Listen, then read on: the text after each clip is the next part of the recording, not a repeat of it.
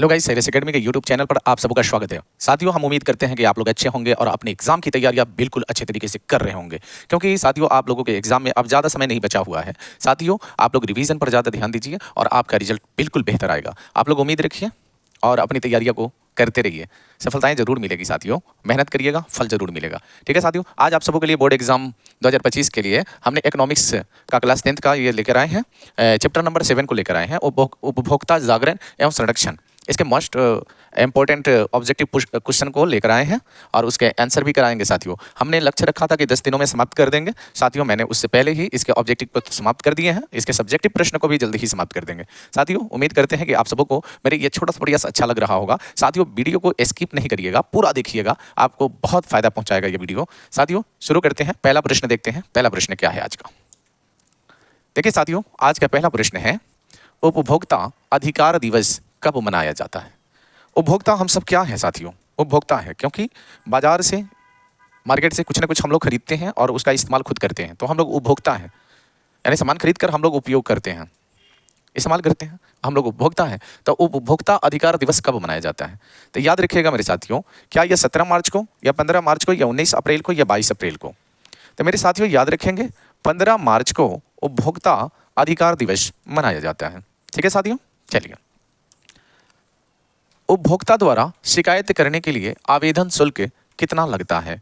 50 रुपया, 70 रुपया, 10 रुपया या इनमें शुल्क नहीं? तो याद रखिएगा मेरे साथियों, अगर आप कोई सामान खरीदते हैं और वह सामान अगर गलत निकल जाता है, खराब निकल जाता है, तो आप उपभोक्ता संरक्षण अधिनियम के तहत उस दुकानदार को जाकर बताइए कि आपका सामान खराब है, वह रिटर्न करेगा। अगर वह रिटर्न नहीं करता है और सामान वो गलत दिया है, तो आप इसके हेल्पलाइन नंबर दिए होते हैं, उस हेल्पलाइन नंबर पर आप कॉल करें और अपना शिकायत दर्ज करें। इस पर कार्रवाई भी होंगे उस दुकानदार पर जिन्होंने आपको गलत सामान दिया है, और आपको उसके मुआवजा भी दिया जाएगा। ठीक है साथियों, चलिए। तो शिकायत करने के लिए कितना रुपया लगता है भैया? शिकायत करने के लिए, कंप्लेंट करने के लिए कितना रुपया लगता है? तो याद रखिएगा मेरे साथियों, 1 रुपया भी नहीं लगता है। 1 रुपया भी नहीं लगेगा और आपका शिकायत हो जाएगा। ठीक है साथियों, चलिए अगला प्रश्न देखते हैं। अगला प्रश्न है कि भारत में मानव अधिकार सुरक्षा अधिनियम कब पारित हुआ? 1991, 1993, 1995, 1997? साथियों, इस प्रश्न का आंसर क्या हो सकता है? तो याद रखिएगा मेरे साथियों, इस प्रश्न का आंसर होगा 1993 में सुरक्षा अधिनियम पारित हुआ था। ठीक है साथियों, चलिए अगला क्वेश्चन देखते हैं। अगला क्वेश्चन है कि स्वर्ण भूषण की परिशुद्धता को सुनिश्चित करने के लिए किस मान्यता प्राप्त चिन्ह का होना आवश्यक है? यानी आप सोने का कान, नाक या हाथ के उंगलियों में अंगूठी, जो रिंग पहनते हैं हम लोग, तो उसकी शुद्धता को मापने के लिए हम लोग क्या देखेंगे? ISI मार्क देखेंगे या हॉल मार्क देखेंगे, एग मार्क देखेंगे? इनमें से कोई नहीं। तो याद रखना मेरे साथियों, हॉल मार्क देखेंगे। क्या देखेंगे हम लोग? हॉल मार्क देखेंगे। ठीक है, चलिए साथियों अगला प्रश्न देखते हैं। अगला प्रश्न है कि भारत में सूचना के अधिकार का अधिनियम पारित हुआ। भाई कब पारित हुआ सूचना का अधिकार? मार्च 2001 में, अप्रैल 2003 में, या अक्टूबर 2005 में, या नवंबर 2007 में? तो याद रखिएगा मेरे साथियों, इस प्रश्न का आंसर होगा, ये राजस्थान में हुआ था। सबसे पहले सूचना का अधिकार अधिनियम लागू हुआ था और ये अक्टूबर 2005 में लागू हुआ था। ठीक है, चलिए साथियों अगला प्रश्न देखते हैं कि भारत उपभोक्ता संरक्षण अधिनियम की घोषणा कब हुई? कब हुआ? 1986, 1980, 1987, 1988? बताइए साथियों, इस प्रश्न का सही आंसर क्या होगा? बताइए। इस प्रश्न का आंसर होगा मेरे साथियों 1986। ठीक है, चलिए अगला प्रश्न देखते हैं। अगला प्रश्न है, यदि किसी वस्तु या सेवा का मूल्य 20 लाख रुपया से अधिक तथा 1 करोड़ रुपया से कम है, तो उपभोक्ता कहाँ शिकायत कर सकता है? यानी 20 लाख से ज़्यादा है और 1 करोड़ से कम है, तब कहाँ शिकायत करेंगे भाई? हमारा वो सामान लिए थे वो 20 लाख से ज़्यादा का था, लेकिन वो गलत निकल गया, तो किसके पास शिकायत करें? जिला अदालत में, या राज्य आयोग में, या राष्ट्रीय आयोग में? इनमें से कोई नहीं। तो याद रखिएगा मेरे साथियों कि राज्य आयोग में हम क्या करेंगे? कंप्लेन करेंगे। कहाँ करेंगे? राज्य आयोग में। चलिए साथियों अगला प्रश्न देखते हैं।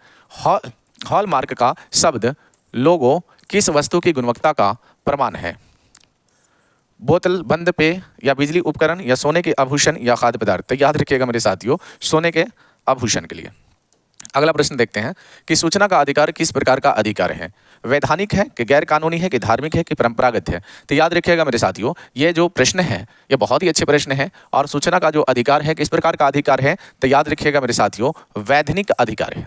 ठीक है, क्या है, वैधानिक अधिकार हमको दिया गया है। अगर सरकारी कोई काम होता है, अगर आपको लगता है कि नहीं इसमें भ्रष्टाचार हुआ है, तो आप सूचना के अधिकार के तहत मांग कर सकते हैं कि ये कितना का प्रोजेक्ट था, कितना इसमें खर्च हुआ है और कितना इसमें घपला हुआ है, पता लगा सकते हैं। ठीक है साथियों, चलिए अगला प्रश्न देखते हैं। अगला प्रश्न है कि राष्ट्रीय उपभोक्ता हेल्पलाइन नंबर क्या है। क्या है, उपभोक्ता का हेल्पलाइन नंबर। हमने बताया कि आप दुकान से कोई सामान लेते हैं और वह सामान गलत निकल जाता है, तो आप कंप्लेन कहाँ करेंगे, कौन सा नंबर पे करेंगे। तो याद रखिएगा, यहाँ पर नंबर हम बता रहे हैं, आप इस नंबर पे कॉल करके अपना कंप्लेन दर्ज कर सकते हैं। और ये नंबर क्या है, तो 1800114000। इस नंबर पे आप क्या कर सकते हैं, कंप्लेन कर सकते हैं। ठीक है साथियों, लेकिन सबूत देना पड़ेगा कि आपने उस दुकान से खरीदा। ठीक है साथियों, चलिए अगला प्रश्न देखते हैं। अगला प्रश्न है कि सूचना का अधिकार किस प्रकार का अधिकार है। अभी मैंने कहा था कि वैधानिक अधिकार है। ठीक है साथियों, अगला प्रश्न देखते हैं। सूचना प्राप्त करने का माध्यम है उत्पादक, कंपनी या उपभोक्ता या कोई नहीं। तो याद रखेंगे मेरे साथियों, इसका हो जाएगा क्या, कंपनी। सूचना प्राप्त करने का माध्यम है उत्पादक, कंपनी या उपभोक्ता या कोई। तो भाई कंपनी के बारे में सूचना प्राप्त कर सकते हैं। चलिए अगला प्रश्न देखते हैं कि भारत में मानव अधिकार सुरक्षा अधिनियम पारित हुआ, कब पारित हुआ, 1981, 1999 या 1993 या 1995। तो याद रखिएगा मेरे साथियों, इस प्रश्न का सही आंसर होगा 1993 में। ठीक है साथियों, उम्मीद करते हैं कि आप लोगों को अच्छा लग रहा होगा। साथियों पूरा वीडियो देखिएगा, बीच में स्किप मत कीजिएगा मेरे साथियों। चलिए, हमारे देश में उपभोक्ता अधिकार दिवस मनाया जाता है 26 जनवरी को, 15 अगस्त को, 15 दिसंबर को या 24 दिसंबर को। तो याद रखिएगा मेरे साथियों, इस प्रश्न का आंसर होगा 24 दिसंबर को हम लोग उपभोक्ता अधिकार दिवस मनाते हैं। ठीक है साथियों, अगला प्रश्न देखते हैं। अगला प्रश्न है कि सर्वप्रथम किस देश में उपभोक्ता अधिकार की घोषणा हुई, यानी कौन देश है पूरी दुनिया में कि जिसने सबसे पहले अपने उपभोक्ता को, जो खरीदने वाले लोग होता है, जो इस्तेमाल करने वाले लोग होता है, उनको अधिकार दिया। कौन सा देश है, क्या इंग्लैंड है, कि संयुक्त राज्य अमेरिका है, कि भारत है, कि श्रीलंका है। याद रखिएगा मेरे साथियों, ये अमेरिका देश है। ठीक है, चलिए अगला प्रश्न देखते हैं कि उपभोक्ता आंदोलन के प्रवर्तक माने जाते हैं। कौन है भाई, राष्ट्रपति रूजवेल्ट है, प्रोफेसर मोहम्मद यूनुस है, रॉल्फ नादर है या डॉक्टर कलाम साहब हैं। तो याद रखिएगा रॉल्फ नादर है। ठीक है, इसका सही आंसर है। चलिए साथियों अगला प्रश्न देखते हैं। अगला प्रश्न है कि उपभोक्ता जागरूकता का नारा नहीं है। बताइए उपभोक्ता को जागरूकता का नारा कौन सा नहीं है। ग्राहक सावधान, जागो ग्राहक जागो, आज नगद कल उधार, अपने अधिकारों को पहचानो। मेरे साथियों ये भी बोला जाता है अपने अधिकारों को पहचानो। उपभोक्ता को जागरूक करने के लिए टीवी पर प्रचार आती है, ग्राहक सावधान रहिए, जागो ग्राहक जागो भी प्रचार आता है। लेकिन आज नगद कल उधार ऐसा प्रचार हमने कभी नहीं सुना है। तो इसलिए इसका सही आंसर क्या होगा मेरे साथियों, इसका सही आंसर होगा, नहीं पूछा गया था, इसलिए आज नगद कल उधार, यह गलत है। ठीक है साथियों, चलिए अगला प्रश्न देखते हैं। अगला प्रश्न क्या है, अगला प्रश्न है कि गुणवत्ता का निदान नहीं है। ISI, egg mark, mall mark या बुल मार्क। तो याद रखेंगे मेरे साथियों, इस प्रश्न का सही आंसर क्या होने वाला है, तो बुल मार्क है। ठीक है, अगला प्रश्न देखते हैं। अगला प्रश्न है कि उपभोक्ता जागरूकता आंदोलन का प्रारंभ हुआ कहाँ, अमेरिका में, फ्रांस में, इंग्लैंड में, जर्मनी में। तो याद रखिएगा मेरे साथियों, उपभोक्ता जागरूकता आंदोलन की शुरुआत कहाँ हुई, तो इंग्लैंड में हुआ था मेरे साथियों। किस देश के अंदर हुआ, इंग्लैंड में हुआ था।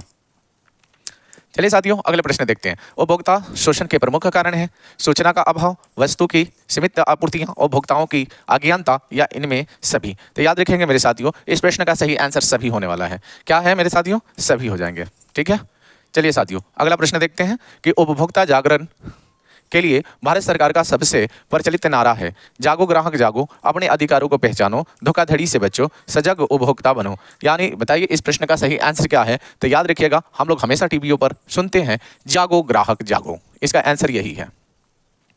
चलिए साथियों अगला प्रश्न देखते हैं। उपभोक्ता राष्ट्रीय फोरम में अपील कर सकता है 20 दिनों के अंदर, 30 दिनों के अंदर, 15 दिनों के अंदर, कभी नहीं। तो याद रखिएगा मेरे साथियों, अगर आपने सामान खरीदा है वो गलत निकल गया है तो आप कितने दिन के अंदर कर सकते हैं, तो 30 दिन के अंदर आप कंप्लेन जिला फोरम में कर सकते हैं।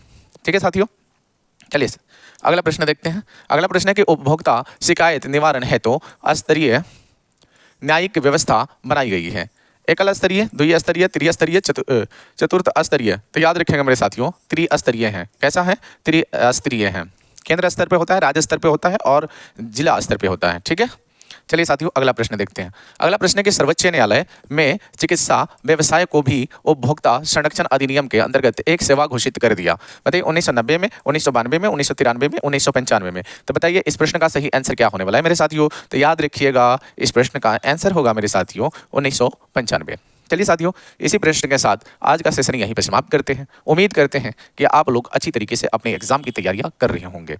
ठीक है साथियों, ऑब्जेक्टिव इकोनॉमिक्स का यहाँ पर समाप्त होता है। आपको अब इकोनॉमिक्स के सब्जेक्टिव प्रश्न को लेकर हम आएंगे। ठीक है साथियों, अगर आप लोगों को मेरा ये प्रयास अच्छा लग रहा है तो साथियों हमारे वीडियो को लाइक कर दीजिएगा और अपने साथियों में शेयर कर दीजिएगा। ठीक है साथियों, विदा लेते हैं। जय हिंद, जय भारत।